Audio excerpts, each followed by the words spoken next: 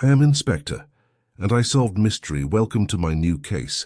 The bells had been tolling as I crossed the quad, their iron tongues marking an hour I no longer cared to name. They were old bells, slow to speak and slower still to fade, as though reluctant to surrender the sound to the mist that hung between the cloisters. Oxford has a way of keeping such echoes alive, long after one has walked beyond earshot. A wet stone beneath the shoes, a trickle of water finding its way into the collar, a forgotten bar of Schubert half recalled in the mind. These things have more permanence than the living. I remember the light that evening, which was no light at all, only the soft blur that follows a day of rain. The stones seemed darker for being damp, and the grass, cropped and immaculate, smelt of earth and neglect. It was in such moments, passing through the quadrangle of a college where I had no business, that I thought most about memory, how little it keeps faith with truth, how much it insists on embellishment. I had been a student once, though I try not to think of it. The years had taken that raw arrogance, leaving only the faint melancholy of a man who still carries too many half-remembered lines of poetry and far too many unanswered letters. Lewis had left me for the night. He had a knack for getting home to his hearth before the damp settled in his bones. I envied him the warmth of certainty.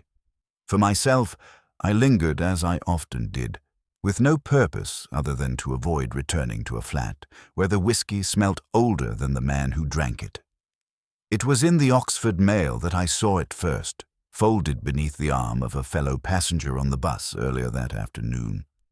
A line buried halfway down the page. Tragic accident at St. Frideswide's College. A scholar had fallen from a tower. Nothing more. I had not even caught the name. I told myself that I would let it lie, and for the rest of the day I succeeded. Yet by evening, as the bells tolled, it returned to me with the quiet insistence of a crossword clue one cannot quite solve. The cloisters where I stood seemed complicit. Shadows lengthened against the arches, and the old lamps strained to assert their glow upon the stones. Students passed in twos and threes, their talk rising briefly into laughter before sinking again into the hush. None of them looked upward. They rarely do. But I did, and I found myself staring at the dark outline of a tower against the bruised sky, wondering at the man who had fallen, and why the press had been so swift to close the matter with a single word: accident. I walked slower than was necessary, tracing the pattern of water dripping from the eaves. I have always distrusted speed. One misses the small betrayals of silence. Near the lodge, the porter had drawn his curtain against the cold, but I saw a glimmer of light as he pored over the evening ledger. The thought came, unbidden. Someone had signed in that night, perhaps. Someone whose name would mean nothing until read twice. The smell of paper reached me from an open window in the library, damp, heavy, persistent. Inside, no doubt, the scholars bent their heads over words written by other men long dead, each convinced the pursuit was noble, each blind to the futility that I, at least, had long since accepted. Perhaps that is why the death had stirred me, though I would not yet admit it. A man dying in a place that worships knowledge seems both apt and absurd.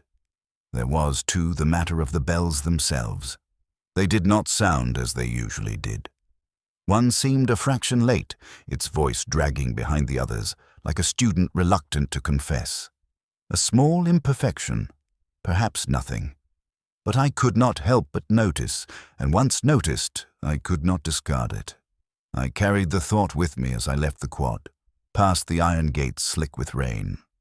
I told myself again that the death at St. Frideswide's was no concern of mine.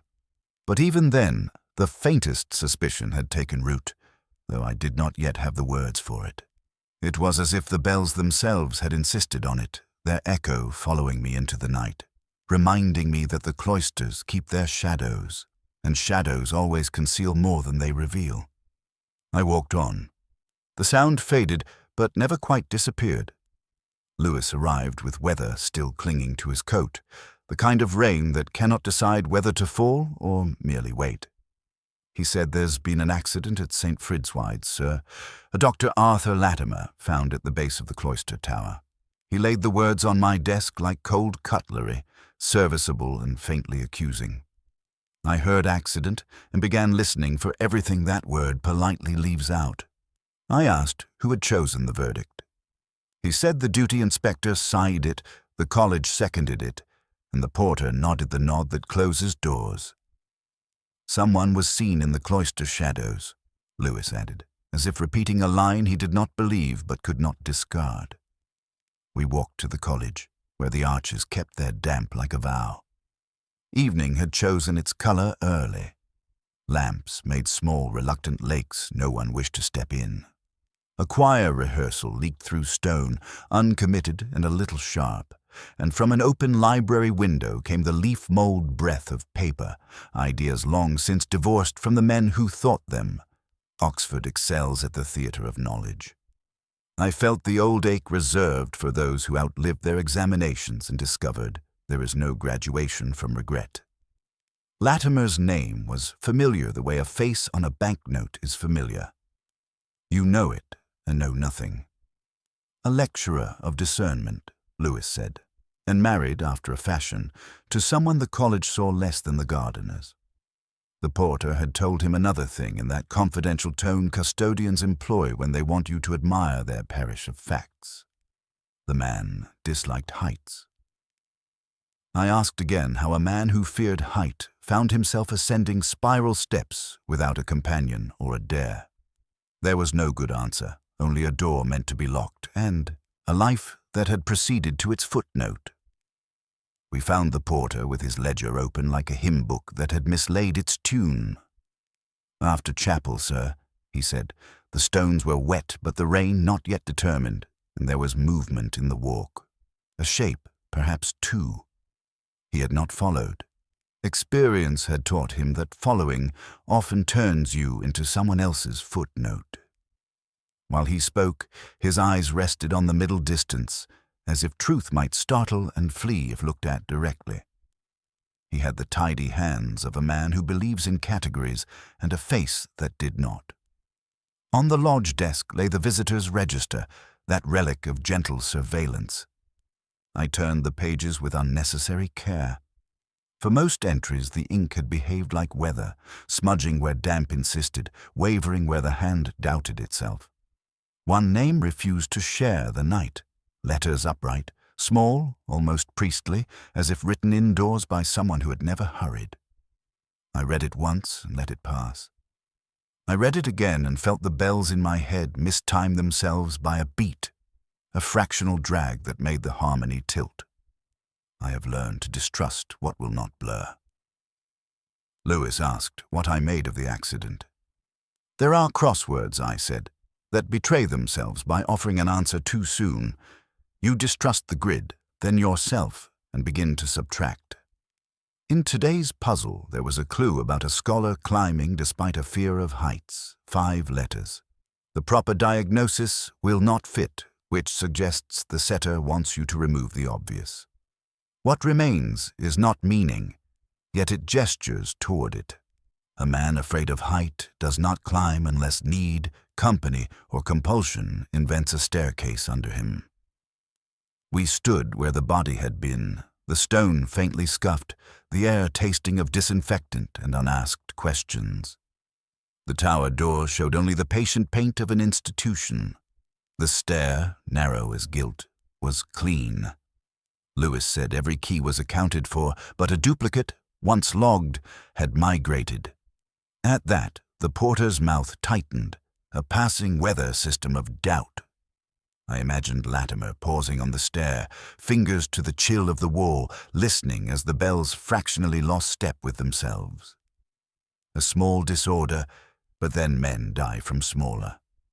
Someone was seen in the cloister shadows, the porter had said. Someone, not Latimer. I rolled the sentence in my mind and did not spend it. We spoke to strange by telephone in a corridor that smelt of wet wool and polish. "Proceed by the book," he said. "Don't be romantic about architecture. I let him talk and watched a drop of water complete its long descent along the lintel, committed at last to gravity after a day of indecision. On our way out, I looked at the register once more and read the neat name twice, because certainty is a poor witness and repetition the only comfort of the doubtful. The choir ended a phrase they could not quite tune. Silence took the note and filed it under things not worth disputing. The lamps shivered, or perhaps it was only the mist. Oxford, having provided its scenery, withdrew behind its curtains. Accident, they had said. I considered the word again, felt its softness, and heard beneath it the small, hard sound of a detail not yet examined. The bells began the hour. One arrived late, by a breath. I have trusted less for more. Oxford has a way of introducing people by half-light. Lamps along the Cloister corridors did not so much illuminate as confess. Patches of face, the edge of a collar, the uncertainty of eyes that met yours and then retreated.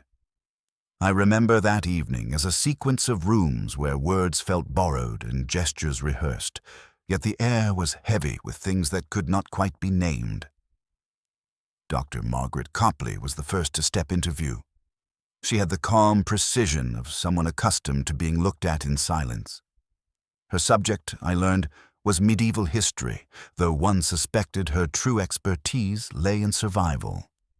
The air about her was clipped, like pages torn from a diary before anyone else could read them.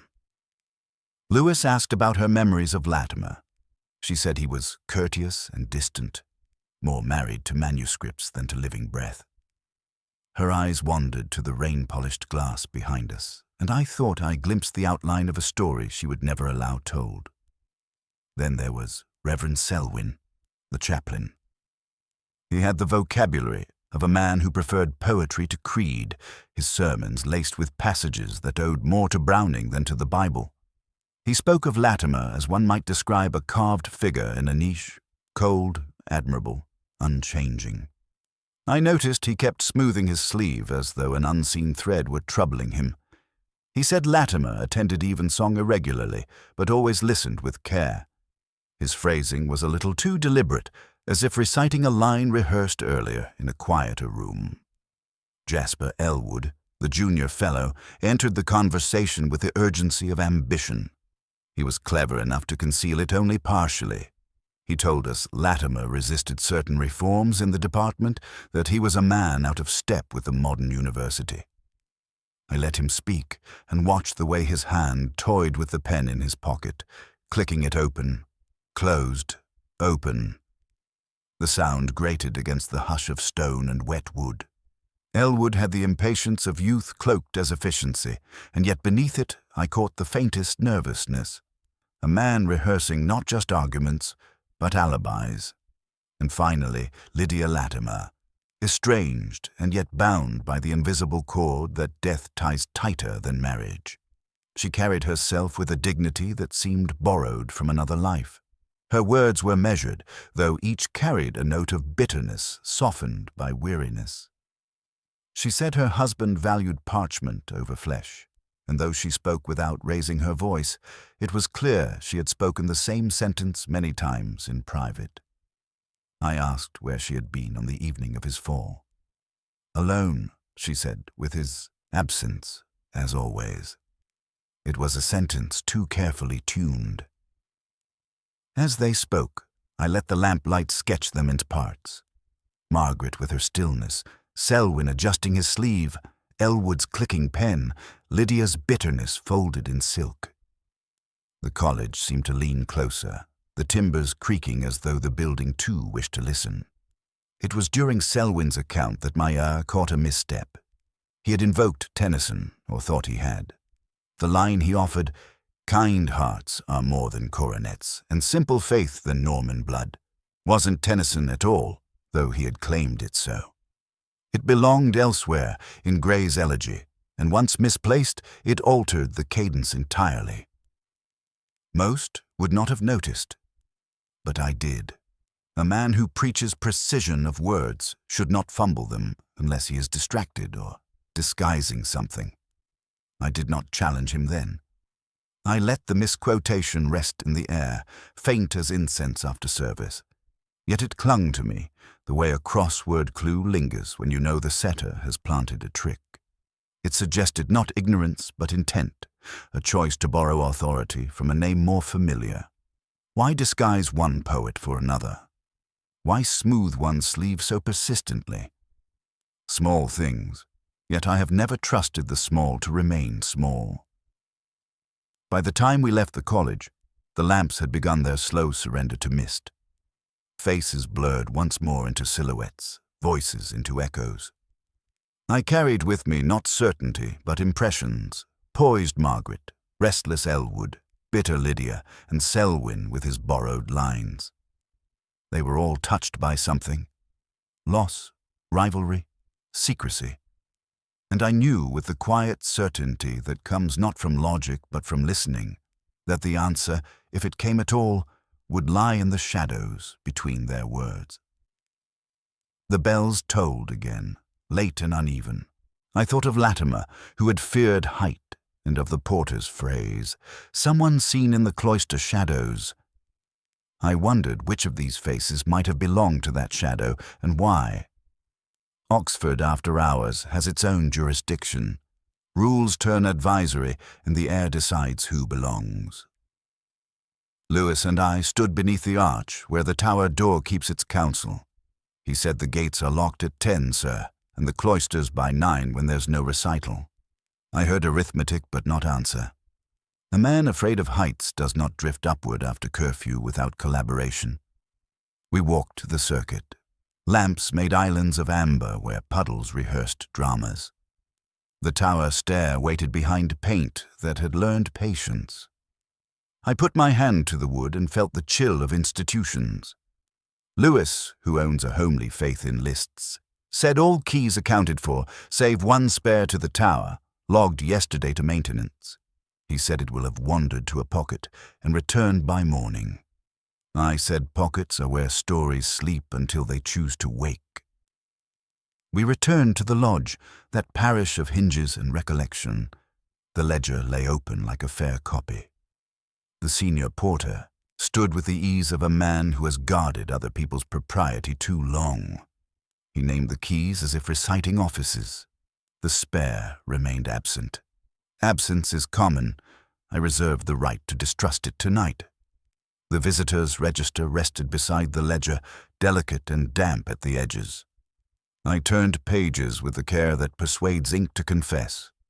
Most signatures sprawled in collegiate flourish, vanity undermined by weather. Midway down, a name sat upright and foreign, an island of restraint. Small letters, angular, unseduced by English curves.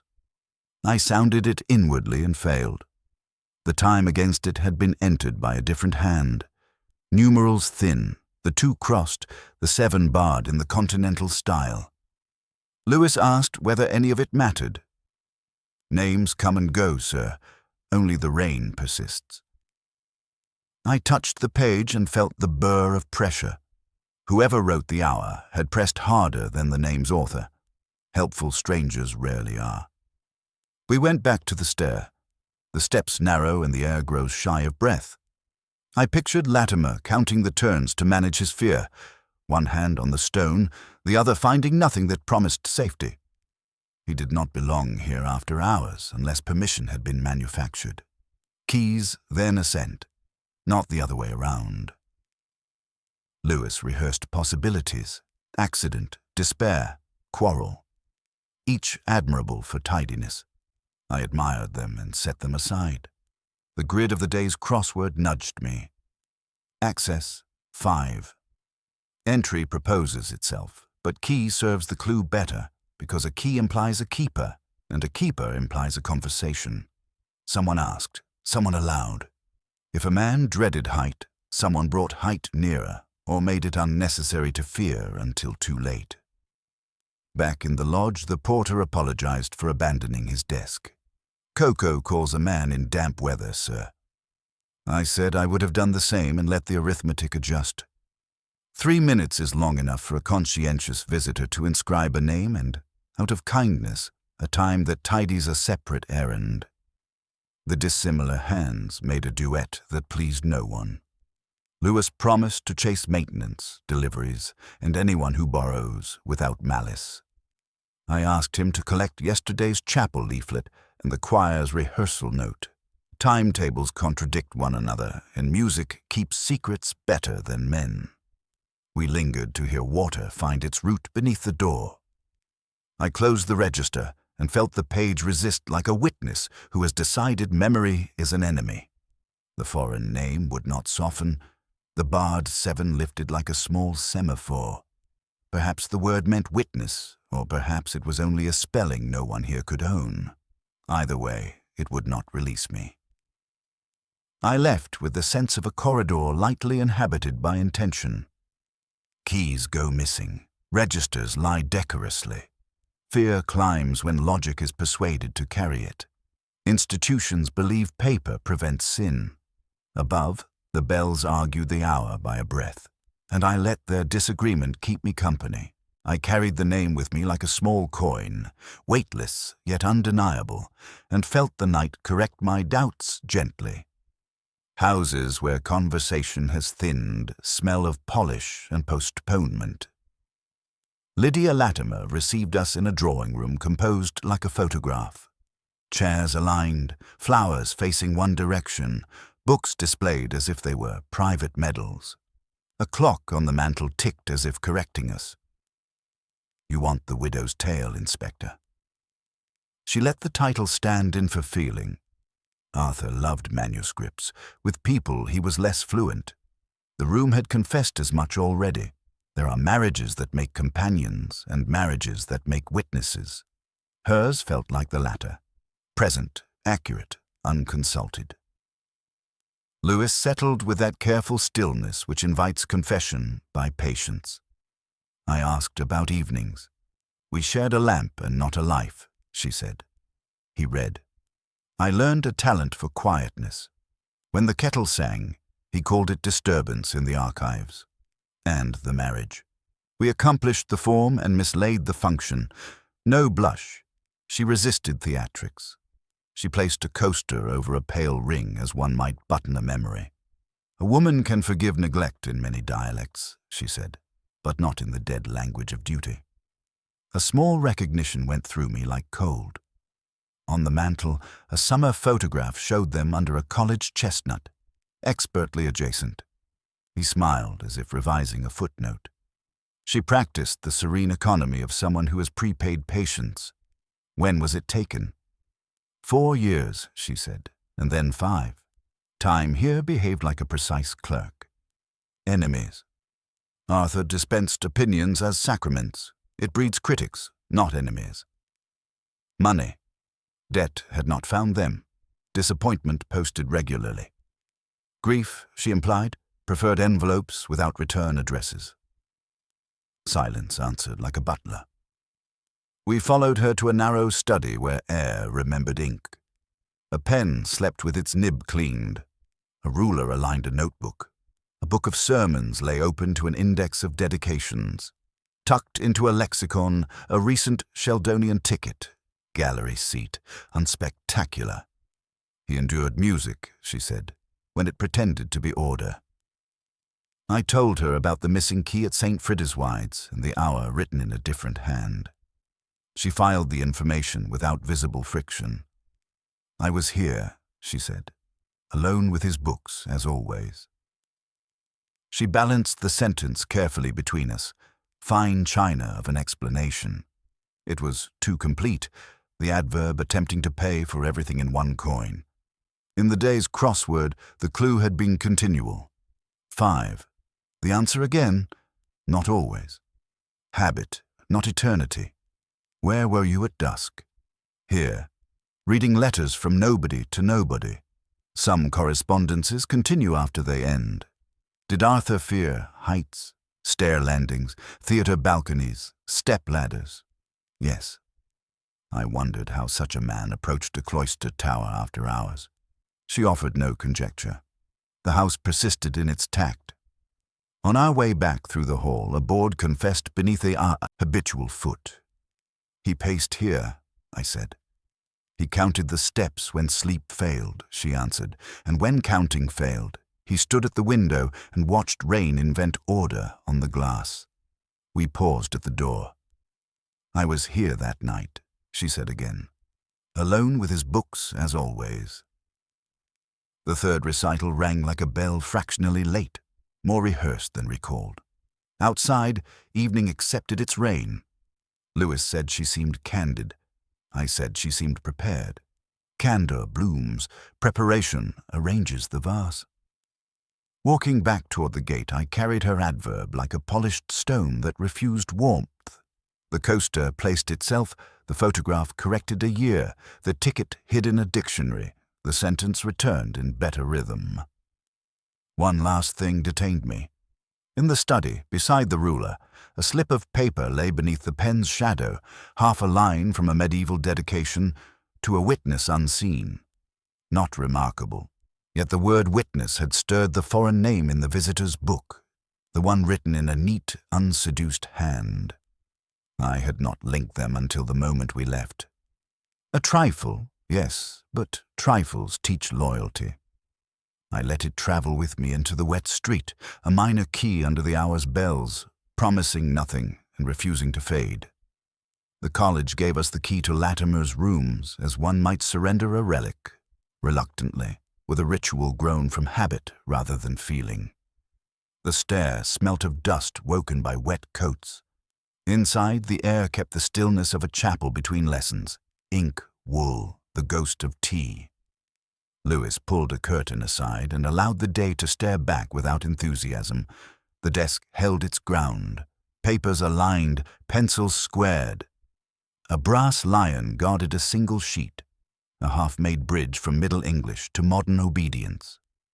I read the original, letting the vowels thicken the room. Latimer's English followed, competent, dutiful, faintly ashamed of music. The work broke at a stanza as if the translator had paused and never returned. A modest tick stood in the margin beside the fourth stanza. In the line above, a tiny dot had been set between two words that had not asked to be separated. The page felt smooth under my finger. Still, the eye insisted something had shifted. Lewis saw no miracle, only a scholar keeping score against tedium. Tedium, I told him, leaves the most deliberate marks. The cadence troubled me. Not Latimer's English, but the meter beneath, a skeleton met elsewhere. A crossword in the mail had hidden witness inside a verse, 8 letters waiting to be noticed. Here, the ends of lines gathered, shyly, into the beginning of a name. The first 4 offered an outline, the next refused to cooperate, as though the poet had changed his mind and the translator obeyed. Poor codes, Lewis said, belong to clever men who think discovery an indulgence for other people. Perhaps the dot was only a pen resting, and the tick merely fatigue given punctuation. He is good at forgiving paper what he cannot forgive men. I envied that, mercy without borrowing it. The drawer yielded an ordinary garrison, letters banded like prisoners, a photograph fading at the edges, one wine receipt folded into embarrassment. I let them keep their silence. The page refused to be well-mannered. The tick, the dot, the reluctant acrostic. A choir heard by one listener in the porch. I thought of the visitor's register and its barred 7, of Lydia's always which asked too much of habit. Pieces still strangers, yet with a family resemblance. I should have been content with the text, yet Margaret Copley arrived uninvited, like a remembered phrase that will not name its author. Her composure had the rigor of scholarship and the reticence of grief. She stood near books as singers stand near pianos, close enough to borrow authority, distant enough to deny dependence. I know such restraint perfumes danger for those who permit themselves the romance of competence. I poured a small whiskey from Latimer's bottle and left it untouched. Lewis asked whether a name truly hid in the lines. Belief, I said, is a poor detective, but cadence is not. He shrugged and said perhaps the mark pointed nowhere at all. Perhaps. Yet I have found that nowhere is the most carefully signposted place in Oxford. I copied the stanza into my notebook, preserving its hesitation. If a confession wished to ripen, it would do so on paper that did not belong to the dead. From the quad came the squeal of a bicycle adjusting to weather. A floorboard spoke once and reconsidered. We closed the curtain and the brass lion recovered a little of its authority. Before leaving, I placed the sheet where it had been, as if the page might complain. The chair gave a single wooden breath when I rose. We locked the door and returned the key to a porter who practiced discretion. On the stair I counted without meaning to. The number matched the morning's clue and released the faint click that promises ignorance of future. Outside, the rain had steadied into honest work. Oxford accepted the role. I carried the stanza the way a man carries a pebble. Small, ordinary, capable of altering a walk by degrees no one else will notice. Somewhere, Margaret's silence adjusted itself by a syllable. Somewhere, the last letters of a poem waited for courage. I felt neither certainty nor doubt, only the old ache of something almost ready to speak at last. Elwood summoned us to his room with the authority of a junior hosting history. Papers lay in a fan on the table, bank statements, budgets, memoranda annotated in a brisk hand. He said Latimer was drowning in debt and that despair, cornered by arithmetic, seeks altitude. The story arrived ready to be signed. The room smelt of toner and furniture polish. Winter light pressed its face to the window. Elwood performed accuracy. Here a transfer from a research fund. Here cash withdrawals stepping toward an abyss. Here a calculation of what remained unrepayable. He did not explain how he had acquired it all, before sorrow had cooled. Lewis asked for provenance. Elwood yielded a shrug. Open records, helpful clerks, a world that rewards efficiency. I let the papers rest in my hands. Paper confesses in small habits. All the copies shared the same staple bites and identical toner shine.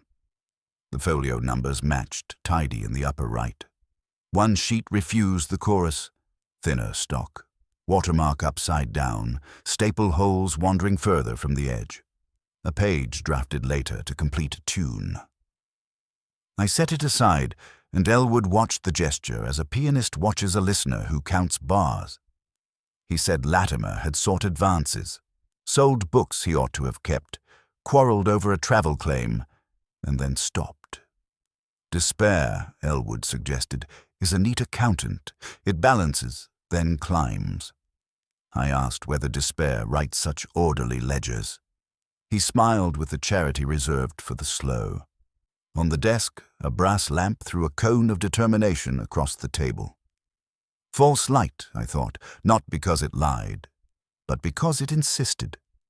He produced a final item, a note in Latimer's hand acknowledging temporary use of departmental funds, a promise to restore. The diction was flatly competent, but the signature hesitated, as if written with a reluctant pen. I asked to retain the copies for a formal chain. He surrendered them without protest. Outside, the quad tasted metallic. Lewis wondered whether despair could have bullied a man afraid of heights onto a stair after hours. Convenience troubles me more than sorrow, I said. When a narrative arrives carrying its own footnotes, ask who packed them. In chapel, we found Reverend Selwyn adjusting a candlestick with the gravity of a man rescuing syntax. He spoke of Latimer's misfortune and, idly, mentioned the time entered beside Latimer's name in the visitor's register, shortly before evensong. I let the remark idle. He should not have known the time. The porter had barely trusted us with the ledger. I asked what made him say so. Habit, he replied, and smoothed his sleeve, that repetition which answers no question and invites several. His voice drifted to the fatigues of debt, the temptations that bloom in libraries when conscience yawns. Elegant, persuasive, yet his earlier misquotation of Tennyson returned with the obstinacy of an echo, and his fingers, immaculate and restless, kept erasing a crease that refused to exist. Knowledge he should not hold, a poet he should not misplace, a sleeve too anxious, trifles, and therefore promising. Back in the lodge, I studied Elwood's Harvest again. In the corner of one page, the 7 had been carefully barred in the continental manner. Elsewhere, the digits retained English habits, a painter borrowing the wrong pigment from another century. Lewis had given the day its share of rain. I spared him my suspicion and let it ripen. The porter found the missing tower key behind a ledger, as if metal could feel shame. He placed it on the desk with clerical relief and cast a quick glance at the register, like a man who has locked a door too often and fears it will learn his name. "Someone was seen in the cloister shadows," he murmured, as though repetition could promote rumor into truth. "False light illuminates and blinds." Elwood's theory gleamed with moral hygiene. Selwyn's aside tasted of knowledge curated too soon. Somewhere, a medieval stanza waited for courage.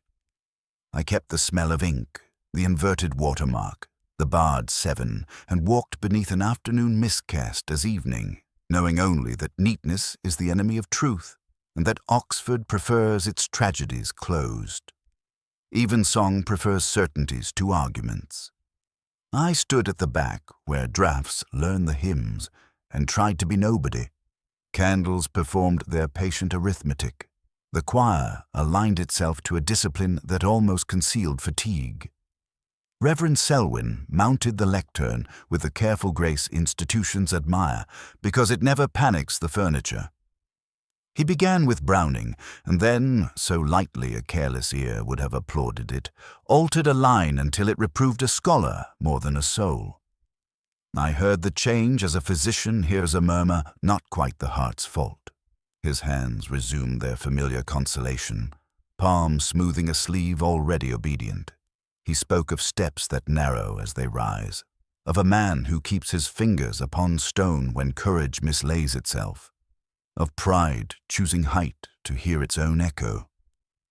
Rhetoric rarely knows the curve of a particular stair. This did. He named the hour without naming the man, and the knave, that collector of confidences, seemed to lean closer. Outside, the bells lost a fraction and found it late. Inside, a single psalm singer dipped and recovered. Selwyn warmed to the theme of stolen funds and wounded consciences and the vanity of scholars who mistake their virtues for permissions. The sermon, addressed to everyone with elegant impartiality, felt addressed to one person in particular. From the back pew, I felt that small rearrangement I have learned to trust. The morning's crossword had offered access. 5 letters. I had answered key. I amended it now to usher, the figure who walks others through prohibitions and calls it duty. When the final response thinned to silence, I waited, counting breaths as if the building required tribute. Lewis joined me in the porch that smelt of wool and brass polish. He said the chaplain told me earlier he hadn't seen Latimer at all that evening.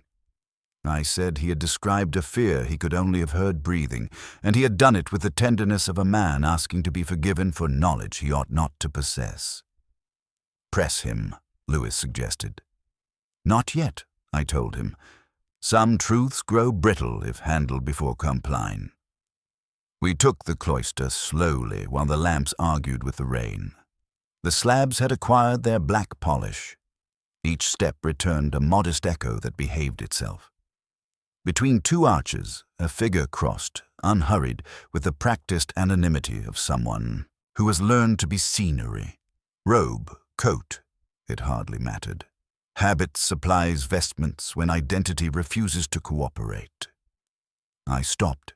The steps did not. Shadows kept their treaty with stone. The porter later assured us no clergy had signed the register at that hour. He assures many things with equal conviction. I thought instead of the visitor's book with its barred 7 and un-English neatness, of Latimer's poem with that prim little tick against a stanza, of Elwood's folio where one page belonged to another paper family entirely. None of these details shouted. The college would have ignored shouting. They were the small courtesies of deceit. We paused at the tower door and found iron practicing its own weather.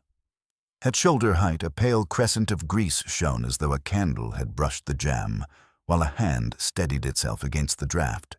It could be a remnant from any winter. It felt like last night. "Thousands lean here," Lewis said. Perhaps I allowed, but only one of them flinched at heights and needed companionship whose profession sanctifies accompaniment. Selwyn emerged at last, head inclined, sleeve corrected with the thrift of habit. He exchanged a few benevolent sentences with two undergraduates who smiled as if marks were sacraments, then crossed the quad toward a scatter of lit windows. He did not look back. Lewis asked what I had heard that made the good Reverend so suddenly interesting. I said I'd heard a sermon with an address on it. The vestry door closed behind us with that discreet click buildings prefer when they intend not to be quoted. Rain made a gauze of the quad. Lydia's always returned to mind, smooth as enamel. Margaret Copley's poise, which might be discipline or armor, stood beside it. Elwood's papers continued to shine with a light I did not trust. Somewhere the incomplete acrostic rehearsed its allegiance. Somewhere the foreign name in the register waited to translate itself into motive. I had no theory, only a rhythm readying itself to become a tune. We left by the west door, where the night edits men into smaller truth. The figure in the cloister had vanished into the corner where passages conspire to forget names. The bells attempted the hour, missed, then apologized with a late stroke. It comforted me more than agreement.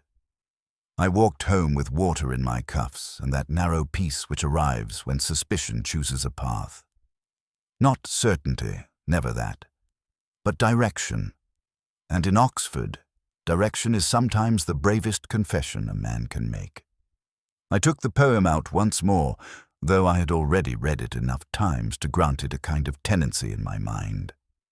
The room was heavy with rain's silence, the glass of whiskey beside me more ceremony than solace. Latimer's translation lay obedient, yet the fourth stanza still insisted upon my attention, the margin tick nagging like a cough that will not be ignored. It was the crossword that rescued me. That morning's clue. Neglected. Line, 6 letters, had resolved itself into insert. I heard the cadence of the medieval verse as I muttered it under my breath, and where Latimer had left absence, my memory of meter insisted there should be presence. I restored the lost phrase almost by instinct, an exercise in rhythm rather than scholarship, and as soon as the words aligned, the acrostic gathered itself like a shadow unmasked by lamplight. Copley. The name lay there without embarrassment.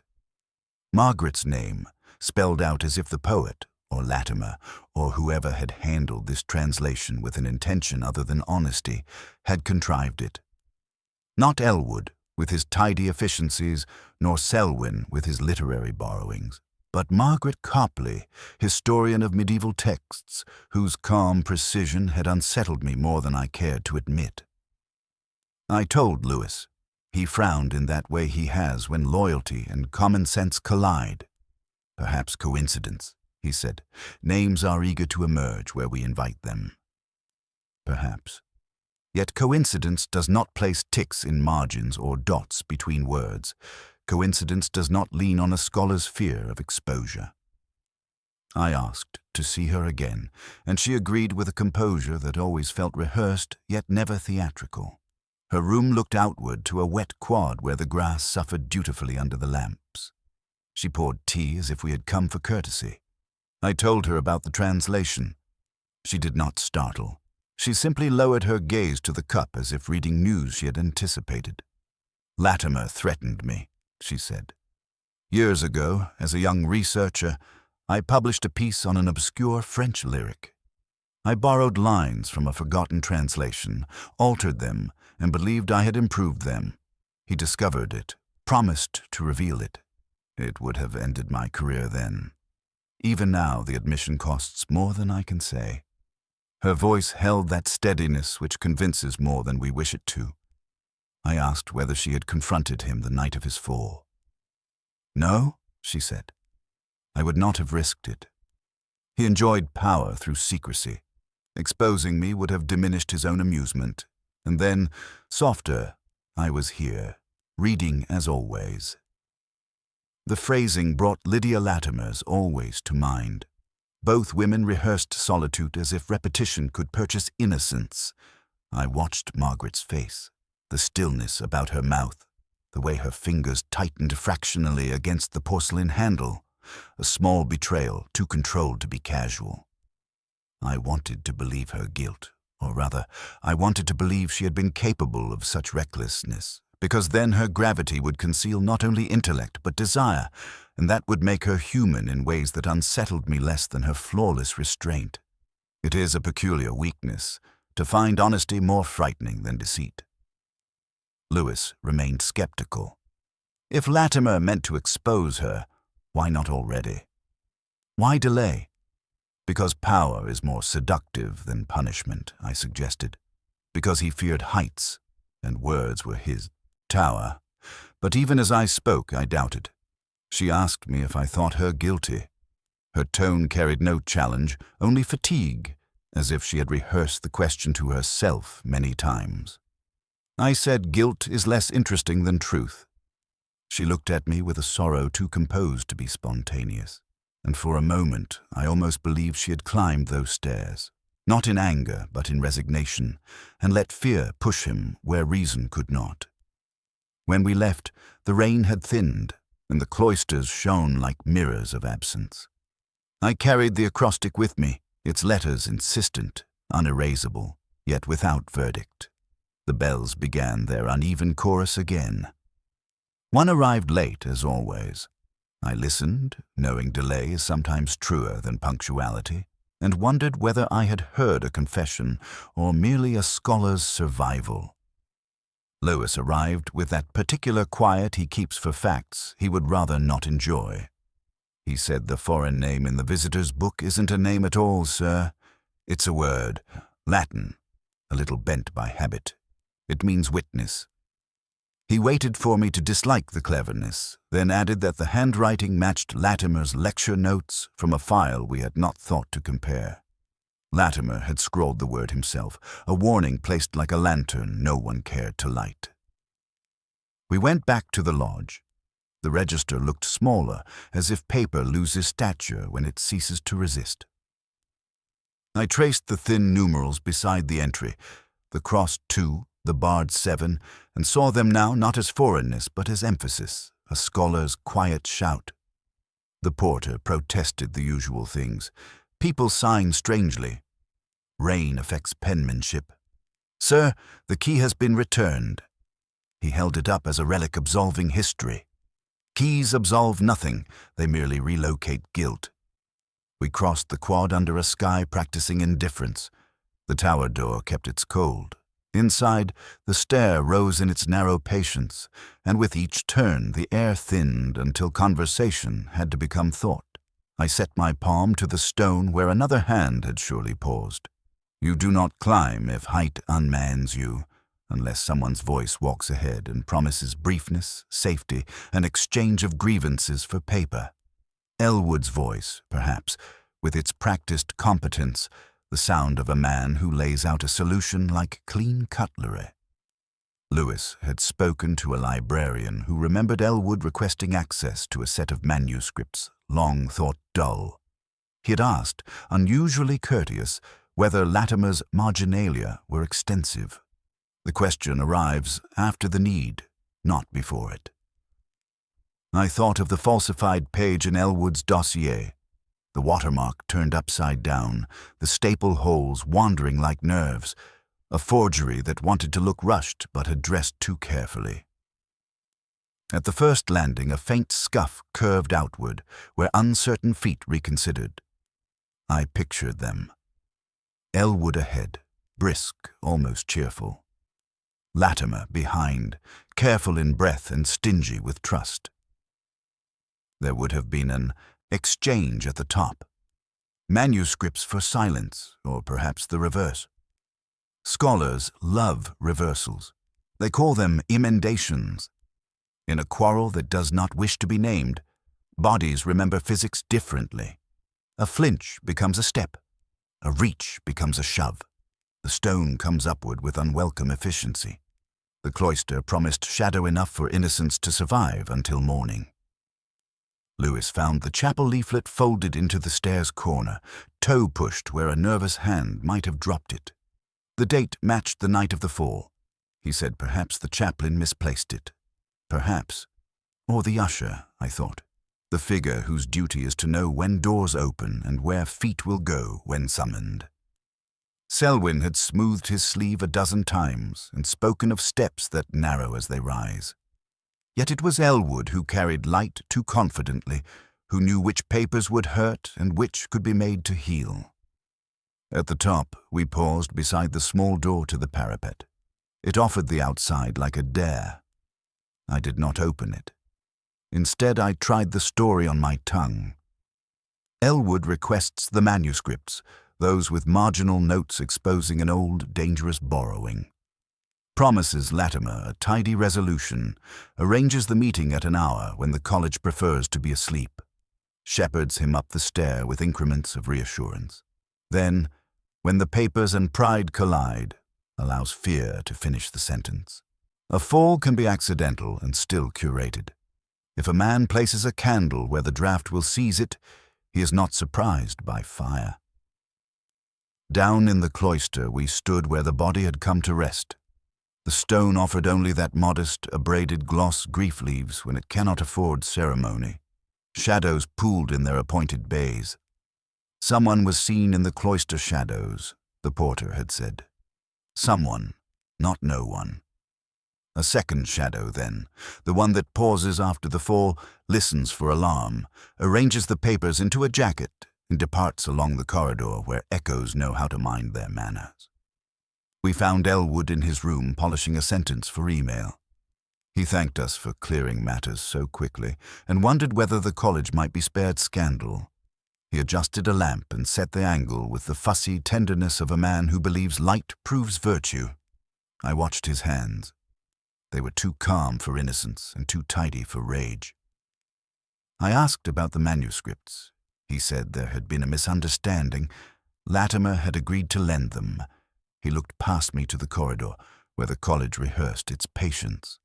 The word witness tapped behind my eyes like rain at a high window. We left without an arrest, because proof prefers company we did not yet possess. Outside, night arranged itself into allegory. One bell arrived late, as always. Lewis said the story fits. I said stories that fit are often tailored. He asked whether I believed Elwood had meant death. I said intent is a ladder men climb after the fall, to see what they might have reached. The cloister held its breath. Somewhere, a page in a medieval poem lay flat under a brass weight, and a name threaded its way through letters, refusing both guilt and forgiveness.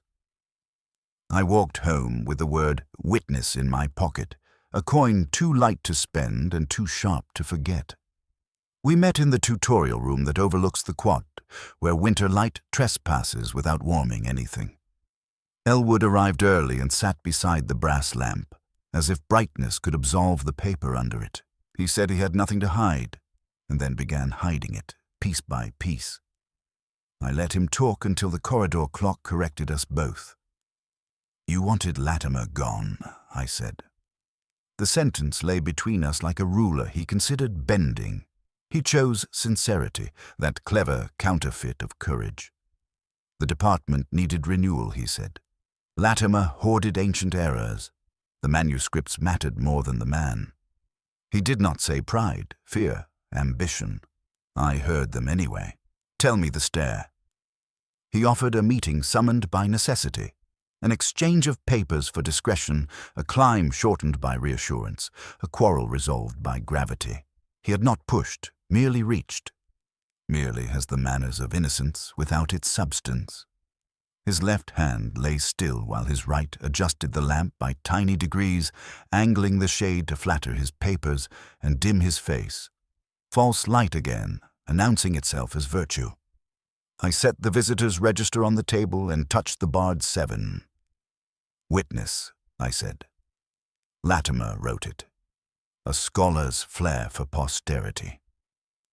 Elwood tried a smile and abandoned it. He said he had seen the word and misunderstood it, taking it for a foreigner's vanity. "You're clever," I told him, "but not at misreading." He flinched at the compliment. Lewis produced the chapel leaflet recovered from the stair, the corner bruised where a nervous shoe had nudged it under. Elwood said he had never seen it. I asked about the librarian who remembered his inquiries into marginalia. He said he had hoped to verify a suspicion, nothing more. Suspicions crave verification as fires crave drafts. He understood and looked away. "Write it," I said. "Tell the story as you told it to yourself while you adjusted the lamp." He lifted the pen and held it above the page as if listening for permission. The nib touched, and his hand began to tremble with the dignified rhythm of a man who wishes to be pitied precisely. He wrote that he met Latimer by arrangement, asked for the manuscripts, and that Latimer stumbled. He wrote, stumbled twice, and crossed out the first with unnecessary neatness. While he wrote, I studied the ink. Right-hand smears spoke of hesitation rather than haste. A small deduction and enough, not fear, but calculation interrupted by conscience. I asked when he had meant to tell us. When the right words came, he said. Words rarely arrive when invited. They prefer to knock while the householder is putting out the cat. He signed at last, and the pen left a final dot that looked like fatigue made visible. Lewis read the page twice, the way honest men do when truth disappoints. "Will I be arrested?" Elwood asked. "Not now," I said, and watched relief attempt its counterfeit mercy. We would speak to the coroner. We would speak to the college. We would let the bells decide how many times to mark the hour. On the landing, he thanked me for fairness. "There is no fairness," I said, "only gravity in the stories we tell after it has done its work." He went one way, shoulders trying to look smaller than regret. We went the other, past a window where the quad flirted with reflection. The porter nodded because nodding is his office. The register lay closed, witness folded into yesterday. Outside, the air smelt of rain rehearsing itself. I thought of Margaret's poise and Lydia's always and Selwyn's sleeve smoothed to a theory. I thought of the acrostic waiting in Latimer's papers, like a candle left in a church after everyone had gone home. There was no triumph in any of it, only the faint percussion of bells learning, once again, to miss by a breath. I walked away with the signed page tucked like a resigned letter, and felt knowledge separate me from comfort, as it always does, with quiet ceremony, without consolation. The bells kept their counsel. Oxford keeps its kindness for daylight. After hours, it thins to custom and stone. I met Margaret in the cloister where the lamps declined to argue. She stood with her back to the arcade, a darker figure among older darknesses, and thanked me without speech. It was the sort of gratitude the learned practice when they are too proud to be saved, but not too proud to be spared. We walked the length where footsteps come back diminished. The smell was wet lime and parchment. The wall, cold as a verb fallen out of use. "You have finished," she said, then amended it. "Enough has been finished. Enough is rarely accurate in Oxford," I told her. Elwood had written the story he needed and signed it. The coroner would find a phrase. The college would lay protocol and go into sherry. We paused before the tower door. Iron had dried to the color of old ink. My hand remembered the chill without touching. "You think me cleared," she said, "and you dislike the relief." I said I disliked certainty. It tastes of simplification. "He threatened me years ago," she went on, "and I am not ashamed to have feared the past." Fear teaches accuracy. It does, I thought. It also teaches arrangement. A draft crept along the flags. A floorboard in the vestry offered a discreet opinion. The choir was gone. Tonight.